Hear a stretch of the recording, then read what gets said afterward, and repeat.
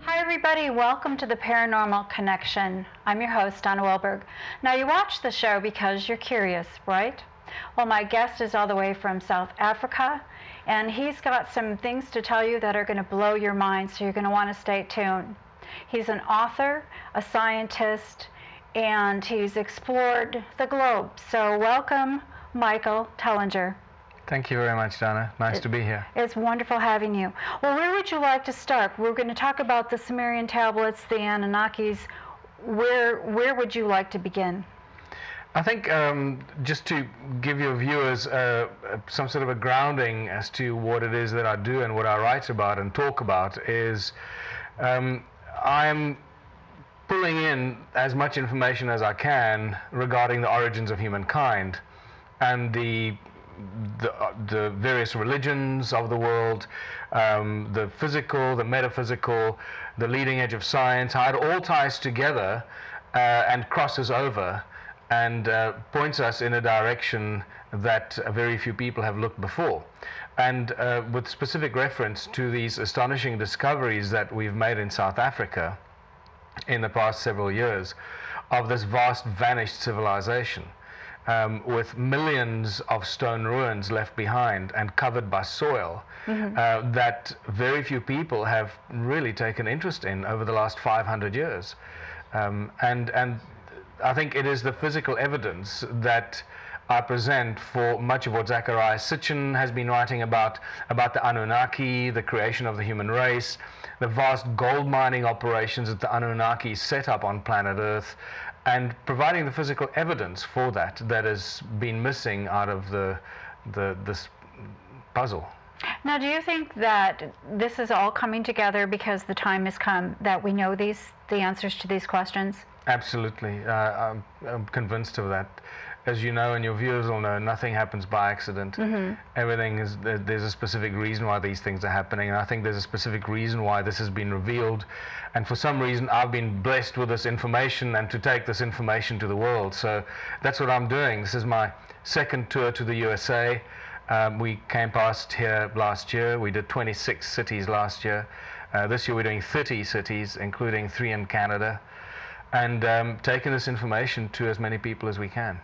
Well, let's touch on a little bit about the books that you've written, because they're beautiful and they look like they're just full of information that people are going to want to know about. So why don't you talk a little bit about each of your books, and then we'll launch into some of the information that's inside. Right.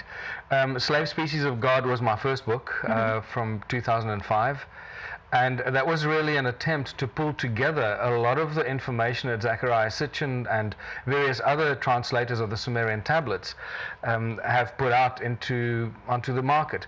And knowing at that stage I'd read all of Sitchin, and try to convince people to read him was difficult because it's not an easy read. A lot of people complain that it's a difficult read. So, and also it was lacking in some scientific and physiological evidence for a lot of the stuff that he's referring to. So Slave Species of God pulls together origins of religion, it pulls together anatomy, genetics, all the other stuff, and then links it to the Sumerian tablets and the translations in the Sumerian tablets, and pointing towards this first civilization on Earth that was set up by the Anunnaki and Enki in the Abzu that they keep referring to, the Abzu where the gold came from. And so that's what Slave Species is all about, pulling it together and telling the story of humankind linked to its creation as a species. And then by a strange sequence of events, I was led to find out about the mysterious stone circular structures and the millions of ruins in South Africa that very few people are aware of. We live on top of them and among them, and nobody takes any care or time to figure out what this is all about. Part of the problem, I believe, is the ignorance of past historians and archaeologists who have just automatically fallen back on believing what other history books and archaeological books have been saying about them. And they've been coming from a position of absolute ignorance and presenting these amazing structures as what they call in South Africa as cattle kraal. There will be corrals or you keep cattle in. So there are many that have been destroyed, through ignorance, and hopefully that's going to stop now, because I believe we're dealing with some of the earliest structures built by humans. And the key thing here is that it wasn't just built by human labor, by the human slaves, or the Lulu Amelu, as the Sumerian tablets talk about, but it was built using advanced knowledge of technology, using advanced technology and energy fields that I have discovered were used through the utilization of sound as a source of energy. And when that dawned upon me, that was a huge leap and a breakthrough in the research that I've been involved in. Now, I heard that you've got some artifacts that you brought with you on your tour that demonstrate some of the vibrational things that are coming from, I want to say, rocks, or some of the rock structures, crystals.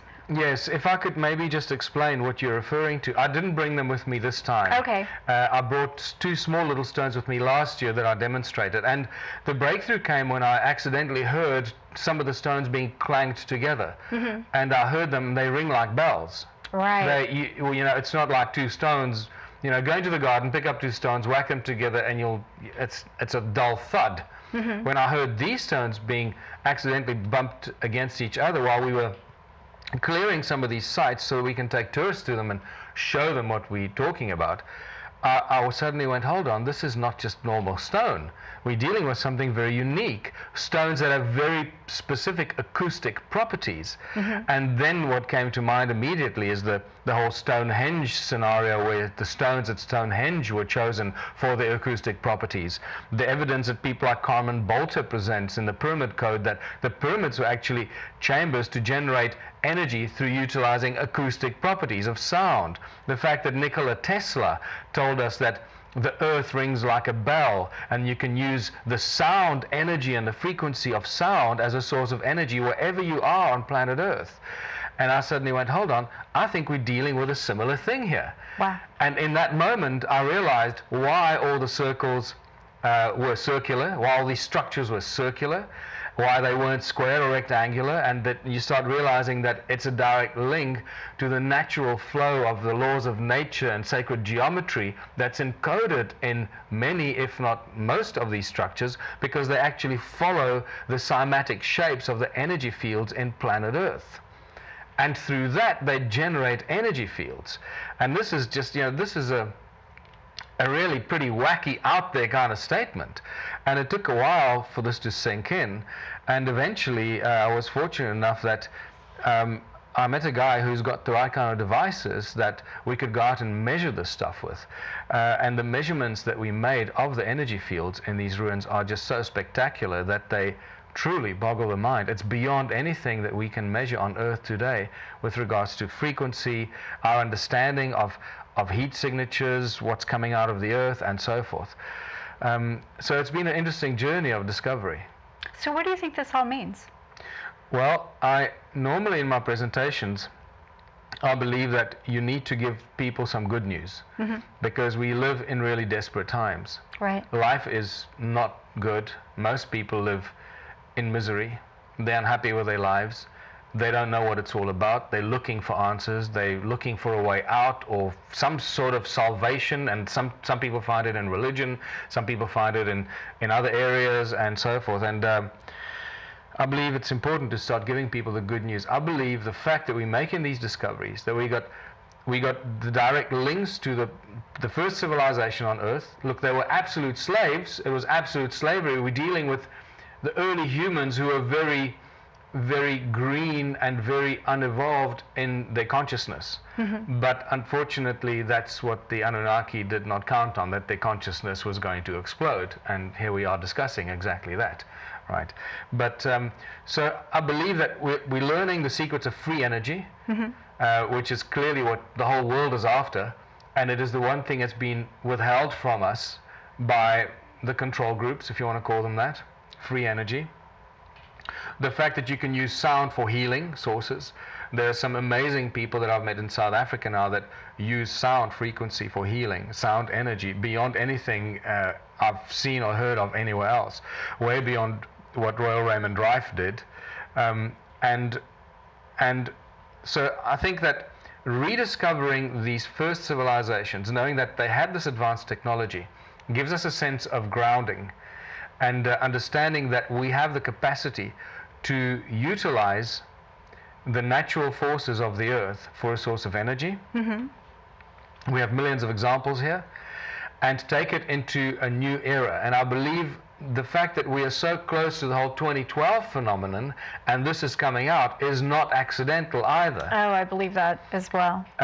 Because when you start looking at the sacred geometry of these stone circles, and many of your audience will understand what I'm talking about, that the sacred geometry and the understanding of the laws of nature will allow us to reach this 2012 end of an era, end of an age, and the beginning of this new age with a sense of understanding what it is that we have achieved as a species and where we're moving on beyond that.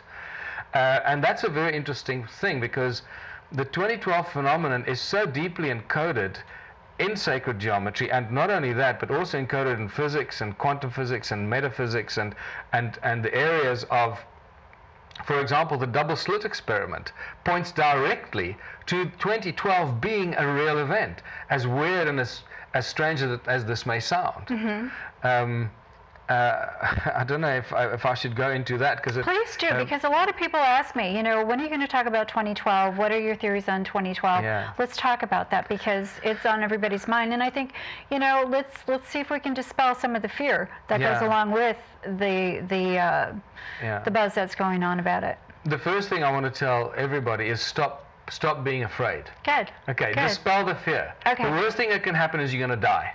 Well, I'm going to do that anyway. Personally, exactly. I look forward to dying, and I'm really looking forward to see the other side. But so if anyone is out there living with fear, stop that immediately, because that is what those that control us feed on. They feed on the fear. Fear has an energy.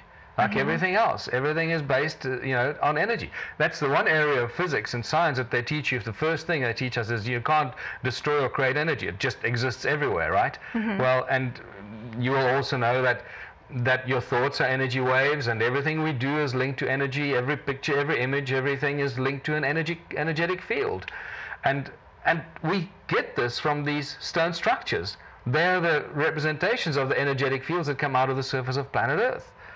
Now, to come back to 2012, is the Mayas tell us that the time is speeding up, right? And it's going to reach its apex in 2012, where time will speed up and can no more speed up. So what happens when time can no longer speed up? It'll start reversing and slowing down. Well, hopefully. I guess that's one way of looking at it. So that's how physicists will see it. They'll see a convergence of two lines, and then they'll obviously, what they do is they normally go, well, if they converge, and they'll cross over and they'll continue the other way. Well, in a way, I guess that's probably true. I believe there's some various interesting things that we can look forward to. When time can no longer speed up, I believe you reach a stage where past, present, and future collapse, and they coexist.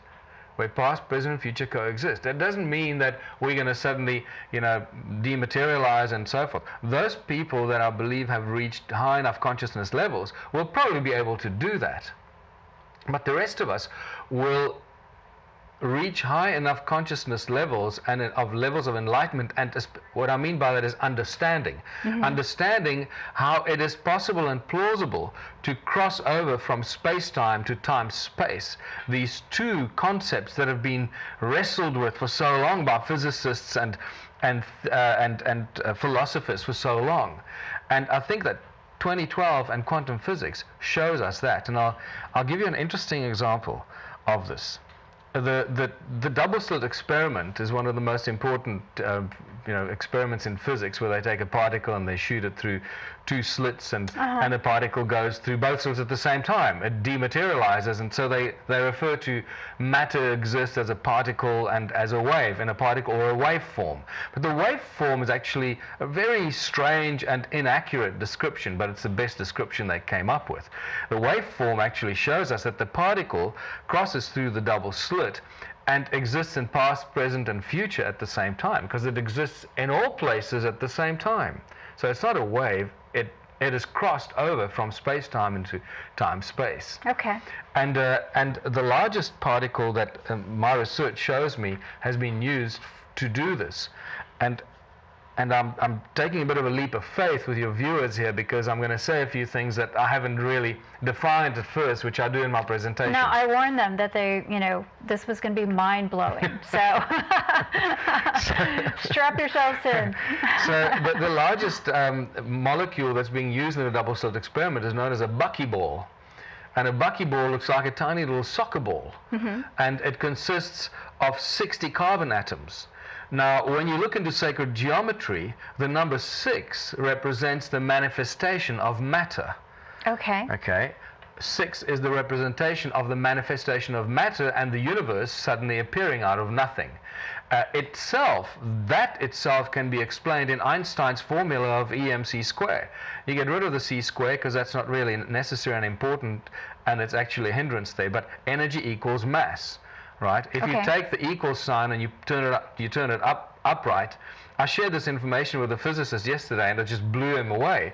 That this is how encoded these things are, deeply encoded. Everything is so encoded with numbers and imagery and numbers, especially numbers, that it will blow people's minds when they start figuring this out, or when they first find this out. So the numbers that represent the formula of E equals m are the following. Matter, which is 6, or let's stick to E. E equals is energy. Mm-hmm. Energy in numeric science, which I'm working with a wonderful scientist in South Africa, Johannesburg, called Willem de Swart, on a book called Secret Numbers of God. And in this we decode and explain all this stuff in very simple terminology that will. It's a hugely enlightening moment when people realize this. So energy, the number for energy and frequency is 4. That comes out of numeric science. There's many other meanings. These are archetypal meanings for numbers from 1 to 9. Okay. And they're deeply encoded in that numeric value. You can't, this is not just something you say because it gives you a warm, fuzzy feeling. We show this in great detail with scientific and geometric principles. So 4 equals energy and also frequency. So E